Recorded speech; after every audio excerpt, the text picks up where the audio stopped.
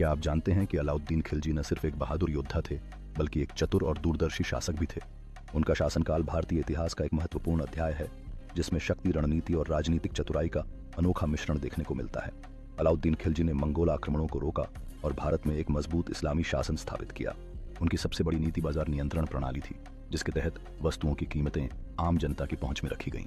उन्होंने अपनी सेना के लिए नियमित वेतन प्रणाली शुरू की ताकि सेना हमेशा तैयार रहे और किसी भी खतरे का सामना कर सके। एक दिलचस्प तथ्य यह है कि उन्होंने एक मजबूत जासूसी तंत्र स्थापित किया था। उनकी नज़र दरबार में होने वाली हर छोटी बड़ी बात पर रहती थी। कहा जाता है कि उनके शासन में कोई भी साजिश उनसे छुपी नहीं रह सकती थी। चित्तौड़ की विजय उनकी सबसे बड़ी उपलब्धियों में से एक थी, जिसमें उन्होंने राजपूतों को हराकर अपनी शक्ति का लोहा मनवाया। लेकिन बहुत कम लोग जानते हैं कि अलाउद्दीन खिलजी एक कुशल राजनीतिज्ञ भी थे, जो अपने विरोधियों की चालों को पहले ही समझ लेते थे। उनकी दूरदर्शिता, मजबूत नेतृत्व और अनोखी नीतियां आज भी इतिहास के पन्नों में सुनहरे अक्षरों में लिखी हैं।